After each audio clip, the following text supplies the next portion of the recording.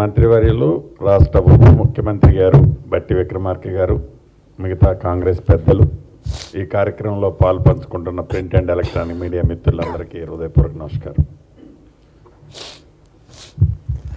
11వ తారీఖు ఏదైతే పోలింగ్ జరిగి ఈరోజు రాష్ట్ర వ్యాప్తంగా మున్సిపాలిటీలు, కార్పొరేషన్ ఫలితాలు కౌంటింగ్ జరగటం జరిగింది. దీంట్లో కాంగ్రెస్ పార్టీకి ఇప్పటివరకు అందిన సమాచారం ప్రకారం 72-73% కార్పొరేషన్ని కాంగ్రెస్ పార్టీ కైవసం చేసుకోవటం జరిగింది. ఏదైతే అర్బన్లో కాంగ్రెస్ పార్టీని మనస్ఫూర్తిగా దీవించినందుకు రాష్ట్ర ప్రభుత్వ పక్షాన, నా పక్షాన వ్యక్తిగతంగా అర్బన్ ప్రజలందరికీ కాంగ్రెస్ పార్టీ పక్షాన అభినందనలు, కృతజ్ఞతలు కూడా తెలియజేస్తున్నాను. పూర్తి నమ్మకము, విశ్వాసము గడిచిన ఈ 2 సంవత్సరాల్లో ప్రజాప్రభుత్వం వచ్చిన తర్వాత గౌరవ ముఖ్యమంత్రి రేవంత్ రెడ్డి గారి నాయకత్వంలోని ఈ ప్రజాప్రభుత్వం పేదవాడి కష్టాలు తెలిసి సంక్షేమ కార్యక్రమాలు ఎక్కడా తగ్గకుండా, అది గ్రామీణ ప్రాంతాల్లో కానివ్వండి, పట్టణ ప్రాంతాల్లో కానివ్వండి, ప్రతి పేదవాళ్ళకి అందించాం.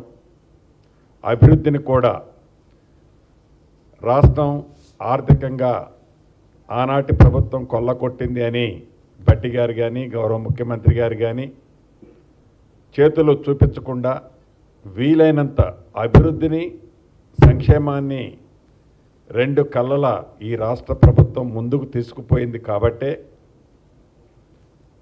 గతంలో జరిగిన గ్రామ పంచాయతీ ఎన్నికలు ఏవైతే రూరల్లో జరిగాయో అదే పద్ధతిలో అంతకంటే ఎక్కువగా ఆనాడు సుమారుగా 67-68% రూరల్లో గెలిచాం. కాంగ్రెస్ పార్టీ బలపరిచిన అభ్యర్థుల్ని. ఈనాడు పట్టణ ప్రాంతంలో కూడా 71-72% ఇప్పటికే ఇందాక బట్టి గారు చెప్పినట్లు కాంగ్రెస్ పార్టీ బోర్డుల్ని కైవసం చేసుకోవటం జరుగుతుంది. ఇది మరింత పెరిగే అవకాశం ఉంది. ఏదైతే కేంద్రంలో 12 సంవత్సరాలు పరిపాలించిన ప్రభుత్వం కానివ్వండి, బీజేపీ ప్రభుత్వం, రాష్ట్రంలో ఆనాడు 10 సంవత్సరాలు ధనిక తెలంగాణ రాష్ట్రంలో ఉన్నప్పుడు పరిపాలించిన తీరు కానివ్వండి, గడిచిన 2 సంవత్సరాల్లో తెలంగాణ రాష్ట్రంలో కాంగ్రెస్ ప్రభుత్వం వచ్చిన తర్వాత ప్రజల పట్ల చూపించిన శ్రద్ధ, ప్రజల పట్ల చేసే సంక్షేమ అభివృద్ధి కార్యక్రమాలు పూర్తిగా పట్టణ ప్రాంతంలో, అదే రకంగా రూరల్ ప్రాంతంలో కూడా కాంగ్రెస్ పార్టీని మరింత బలపరిచారు. ఏదైతే సుమారుగా 85 నియోజకవర్గాల్లో ఈనాడు అర్బన్ ఎన్నికలు జరిగాయో, సుమారుగా 68 నియోజకవర్గాల అసెంబ్లీ నియోజకవర్గాల్లో కాంగ్రెస్ పార్టీని పూర్తిగా దీవించడం జరిగింది. దీంతోపాటు అదనంగా